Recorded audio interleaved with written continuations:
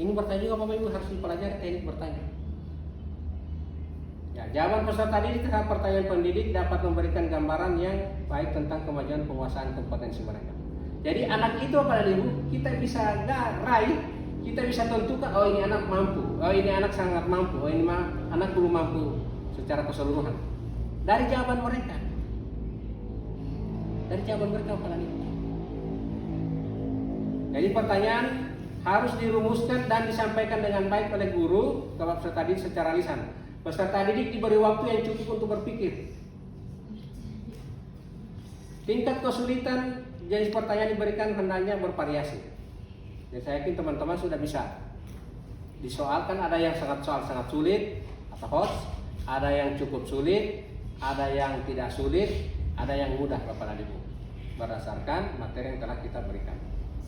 Yang berikut Bapak dan Ibu, teknik diskusi Bapak dan Ibu.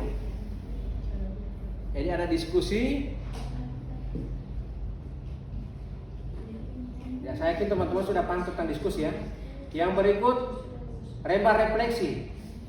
Nah, ada namanya rembar refleksi Bapak dan Ibu. Ini rembar refleksi ini Bapak dan Ibu untuk apa Bapak dan Ibu? Ini dengan pertanyaan-pertanyaan ini Bapak dan Ibu kita bisa mengetahui tingkat kemampuan anak. Nah, kembali pertanyaannya, Pak, kalau setiap kita mengajar mencetak ini, apakah tidak banyak kertas yang dipakai? Kan, Bapak dan Ibu ya? Maka Bapak dan Ibu tampilkan di layar. Kemudian anak-anak kan mereka kalau perlu siapkan satu buku khusus untuk mengambil ini apa ini, menjawab. Untuk mereka jawab. Nanti kita bisa Bapak dan Ibu, kita bisa lihat di jawabannya ini. Apa saja yang telah kamu pelajari. Kalau anak tidak punya perhatian, maka tidak bisa mengisi ini. Nah, kalau anak sudah tahu pertanyaan ini, maka anak itu kemungkinan pertemuan berikutnya tidak akan bermain lagi, tidak akan banyak keluar. Karena apa? Kita tidak mau keluar, kita tidak bermain. Kita melihat materi yang dibahas hari ini, disajikan oleh guru. Karena apa? Di ujung waktu akan ditanyakan oleh guru. Tidak mungkin dia mau tanya apa nyari. Nah, boleh masih mendapat di pertanyaan kedua, apa yang paling kamu kuasai? Soal topik-topik boleh. Nah, pelajaran anggota ini. Pada saat pertanyaan kedua, apa yang paling kamu kuasai?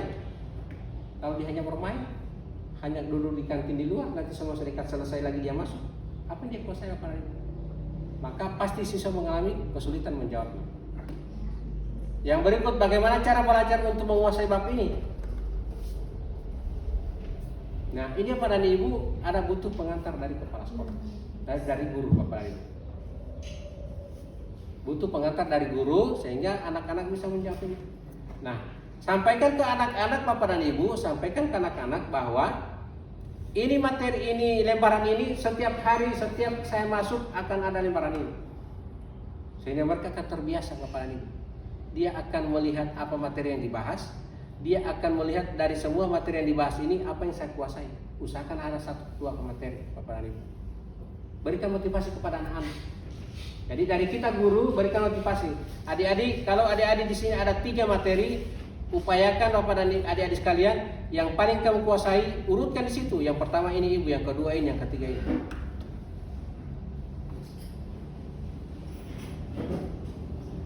Yang berikut, apa yang kamu sukai? Apa yang kamu sukai dari kegiatan belajar yang sudah kamu? Ini berguna untuk guru. Ini untuk guru Bapak dan Ibu. Nanti kalau misalnya ada yang disukai oleh anak-anak dan guru tidak melakukannya, maka berusaha untuk melakukannya. Yang penting, yang baik itu Bapak dan Ibu.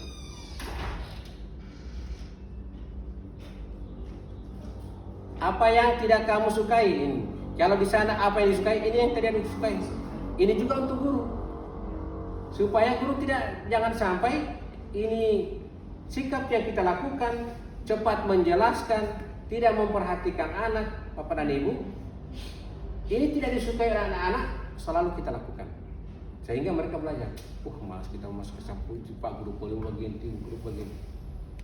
Nah, melalui refleksinya Bapak dan Ibu, pasti mereka akan tulis dan tolong diperhatikan.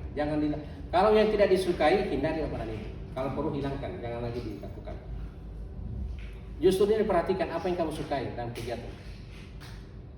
Yang berikut pertanyaan apa saja? Apa saja yang kamu punya setelah kamu pelajari? Jadi pertanyaan apa yang bisa kamu ungkapkan terhadap materi yang telah dipelajari ini? Artinya ini Bapak dan Ibu, kan ketika kita dulu di BGP itu kalau kita mengikuti pelatihan, ada pertanyaannya. Pertama, apa hal yang baru Bapak dan Ibu dapatkan? Itu Bapak Ibu. Apa yang hal yang baru Bapak dan Ibu? Yang kedua, bagaimana Ibu melakukan materi menindaklanjuti pertemuan ataupun materi yang didapat hari ini? Berarti orientasi ke depan Bapak dan Ibu. Jadi di sini pertanyaan apa yang kamu miliki, kamu punya setelah memberikan. Jadi dari materi yang dijelaskan Bapak dan Ibu, mungkin ada siswa yang punya pertanyaan. Bisa saja pertanyaan tentang mempermantap pengetahuannya, ada juga pertanyaan bisa untuk berorientasi ke depannya Bapak dan Ibu.